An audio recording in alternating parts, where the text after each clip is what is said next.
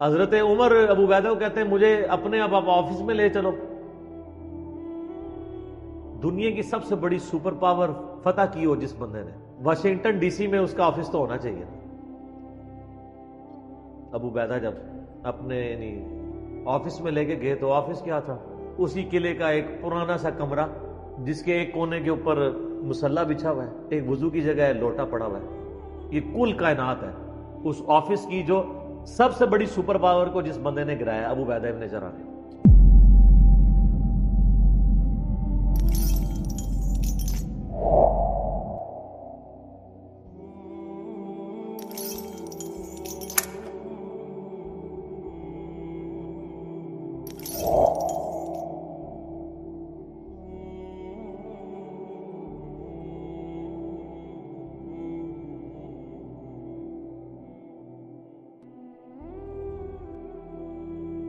پھر جنگ یرموک کا موقع جب آیا, رومن امپائر کے خلاف فیصلہ کن جنگ تھی جو, تو عین میدان جنگ میں حضرت بکر صدیق فوت ہو گئے.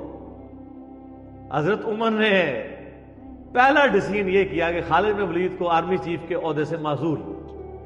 ہائے ہائے سر, بالکل آپ آخری اوور چل رہے ہو اور آپ کا جو پلیئر سینچری پہ سینچری مار رہا ہو, آپ اس کو کہیں اس کو واپس آ جاؤ اور ایک نیا پلیئر بھیج دیں. جو کریز پہ سیٹ تھا اس کو آپ واپس بلا لیں. یہ وہ شخص کر سکتا ہے جس کا خدا پہ یقین ہو. تو اور آپ کو پتہ ہے حضرت عمر کے رشتہ دار تھے قریبی, انہی کے قبیلے سے تھے حضرت خالد بن ولید. حضرت خالد بن ولید کو پتہ تھا کہ یہ اگر عمر خلیفہ بنے گا نا تو پھر میرا معاملہ پہلے ہوگا.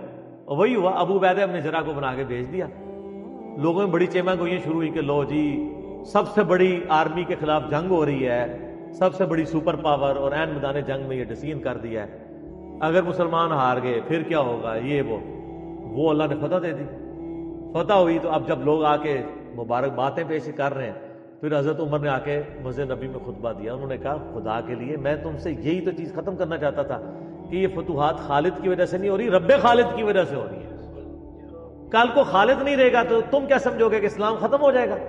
اسلام نے تو آگے چلنا ہے. ٹھیک ہے. پھر انہوں نے کہا میری دوسری حکمت یہ تھی کہ مجھے پتا ہے کہ اب یہ رومن امپائر مسلمانوں کے پاس آ جائے گی, بیت المقدس بھی فتح ہو گیا پھر بعد میں. تو خالد ابن ولید جو ہے یہ جنگ کی فیلڈ کا ماسٹر ہے, اور جب کوئی علاقہ فتح ہو جاتا ہے پھر کسی جنگجو کی وہاں گورنر لگانے کی ضرورت نہیں ہوتی, بلکہ کسی ایسے شخص کو گورنر لگانے کی ضرورت ہوتی ہے جو ہیومن انسٹنکٹ سے واقف ہو, جس کو ہیومن مینجمنٹ آتی ہو. تو خالد تو ہمیشہ تلوار کے ساتھ ہی کھیلا ہے, اس کو ہیومن مینجمنٹ نہیں آتی. تو میں نے اس شخص کا انتخاب کیا ہے جس کو سب سے زیادہ رسول اللہ صلی اللہ علیہ وسلم کی صحبت کا شرف حاصل ہے. اور بخاری مسلم میں حدیث ہے کہ نبی علیہ السلام نے فرمایا کہ ہر نبی کے ساتھ ایک امین ہوتا ہے, اور میرا امین جو ہے وہ ابو عبیدہ ابن جراح ہے. ان کو پھر یعنی یرموک میں حضرت عمر نے یعنی آرمی چیف لگایا اور فتح ہوئی. اس کے بعد بیت المقدس بھی فتح ہو گیا, کیونکہ ابو عبیدہ جو ہے وہ شروع کے مسلمانوں میں سے مکی دور کے. اب بعد میں لوگوں کو اسلام سکھانا تھا تو ایسے بندے کی ضرورت ہی نہیں. تو پھر حضرت عمر آپ کو پتا ہے نا دورے پہ بھی گئے تھے بیت المقدس کی چابیاں لینے کے لیے. تو وہاں پہ کئی واقعات ہیں, ان میں سے ایک جو واقعہ ابو عبیدہ کا جو کہ ذکر ہوا ہے, تو اس کے بعد حضرت عمر ابو عبیدہ کو کہتے ہیں مجھے اپنے اب آپ آفس میں لے چلو.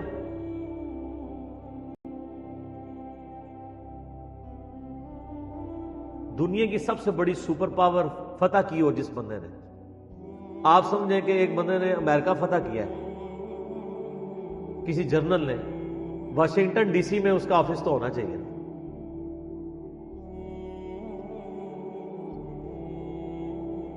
حضرت عمر رضی اللہ تعالیٰ عنہ کو ابو عبیدہ جب اپنے آفس میں لے کے گئے تو آفس کیا تھا؟ اسی قلعے کا ایک پرانا سا کمرہ جس کے ایک کونے کے اوپر مصلی بچھا ہوا ہے, ایک وضو کی جگہ ہے, لوٹا پڑا ہوا ہے. یہ کل کائنات ہے. اس آفس کی جو سب سے بڑی سپر پاور کو جس بندے نے گرایا ابو عبیدہ ابن جراح نے. حضرت عمر رضی اللہ تعالیٰ عنہ کی آنکھوں میں آنسو آ گئے. انہوں نے فرمایا کہ دنیا نے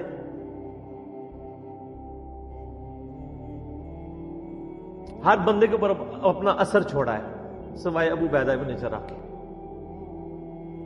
دنیا سے شکست نہیں دے سکی. دنیا سے مراد دنیا کی محبت.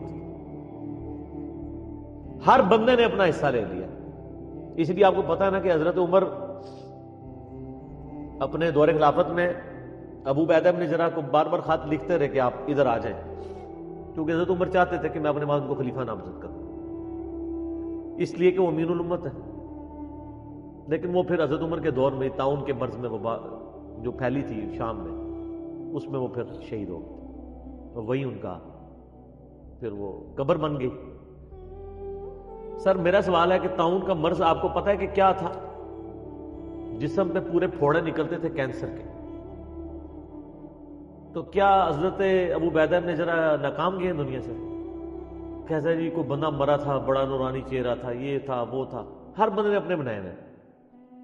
ایک بندہ پھوڑوں کی تکلیف سے مرا ہے, بخاری مسلم کی حدیث ہے, جو طاعون کے مرض میں مرا وہ شہید ہے.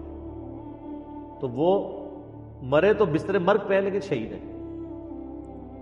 اور دوسری طرف خالد بن ولید آپ دیکھ لیں, سینکڑوں جنگوں میں حصہ لیا انہوں نے, کسی ایک جنگ میں شکست نہیں کھائی. حتیٰ کہ جو کافروں کی طرف سے بھی غزوہ احد لڑی ہے اس میں بھی ان کو شکست نہیں ہوئی.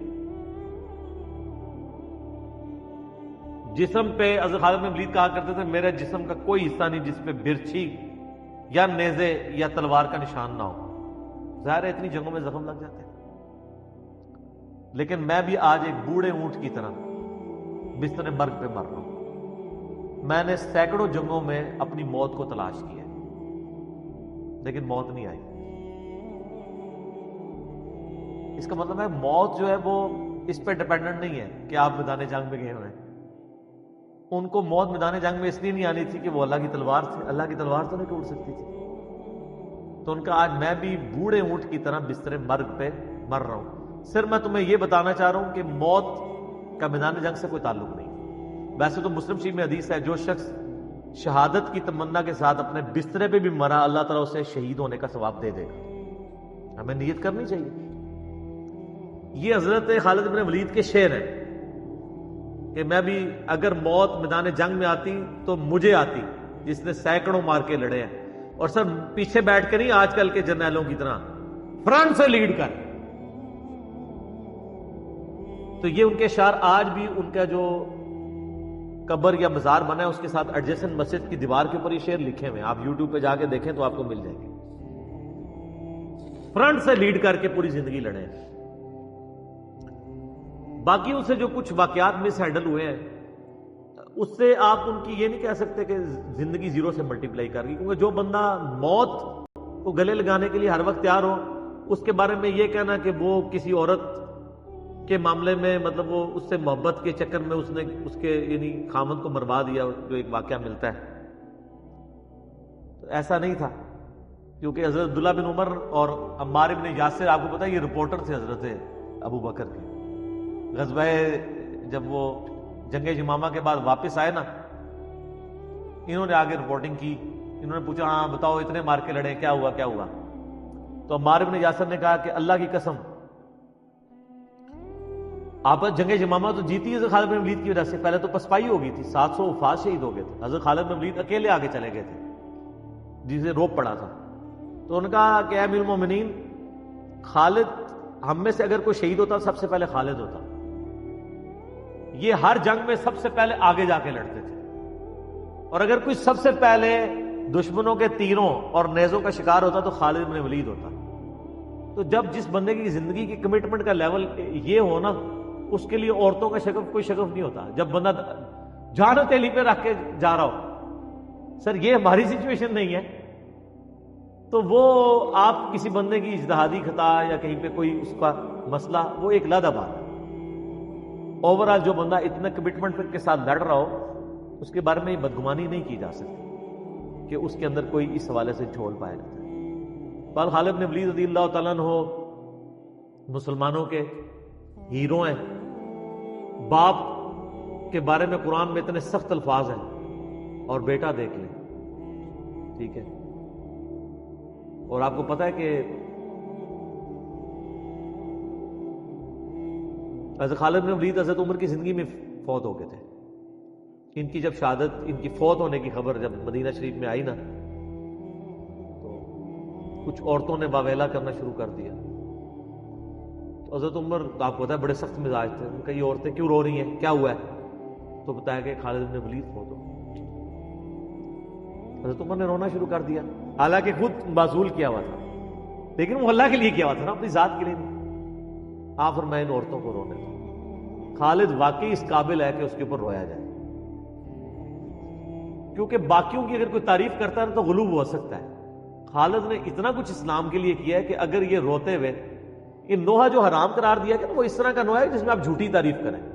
اگر کوئی روتے ہوئے کسی کی سچی تعریف کر دیتا ہے کہ اس کی وجہ سے اسلام کی یہ خدمت ہوئی، سر وہ نوحہ تو حضرت عمر کے اوپر کیا ہے، وہ نوحہ تو جائز ہے جس میں گریبان چاک نہ ہو، جھوٹی تعریف نہ ہو، آپ کلمات. تو حضرت عمر نے کہا کہ خالد اس قابل ہے کہ اس کے لیے عورتوں کو نوحہ کرنے دو، جو کچھ اس نے اسلام کے لیے خدمات کی. حضرت عمر کے اوپر نہیں کیا. بخاری مسلم دونوں میں حدیث ہے، عبداللہ ابن عباس کہتے ہیں کہ حضرت عمر کی میت رکھی ہوئی تھی اور لوگ آ کے آپ کی میت پہ سلام پڑھتے تھے اور آپ کے لیے تعریفی کلمات کہتے تھے کہ اللہ تعالیٰ آپ کے ساتھ اچھا معاملہ کرے، آپ کی وجہ سے اسلام کو عروج ملا، یرموک کے اندر اور قادسیہ کے اندر اللہ نے فتوحات دی، رومن پرشین امپائر مسلمانوں کے پاس آئی، خزانے آئے.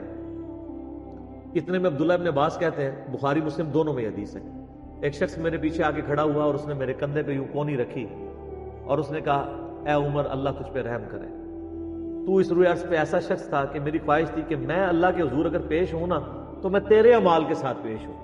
ہائے ہائے ہائے، تیرے اعمال اس قابل ہیں کہ میں چاہتا ہوں میں ان اعمال کے ساتھ اللہ کے سامنے پیش ہوں. اور میں نے رسول اللہ سے 12 سنا تھا، میں ابو بکر اور عمر نے یہ کیا، میں ابو بکر اور عمر فلاں جگہ گئے، میں ابو بکر اور عمر داخل ہوئے، میں ابو بکر اور عمر نکلے. مجھے امید تھی کہ تم اپنے دو ساتھیوں سے جا ملو گے. کس کے ساتھ؟ رسول اللہ اور ابو بکر صلی اللہ علیہ وآلہ وسلم رضی اللہ تعالی.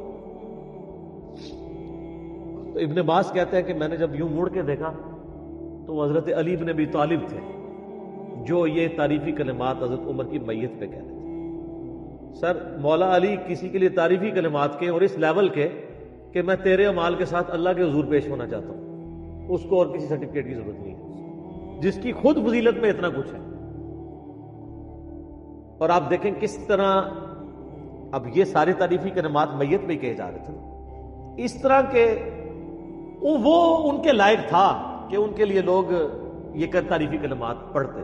واقعی انہوں نے اسلام کو کنٹریبیوٹ کیا.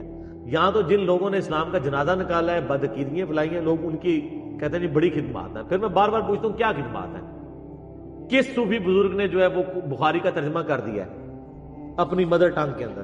کس نے قرآن کا ترجمہ کر دیا؟ پھر کہتے ہیں خدمات ہے.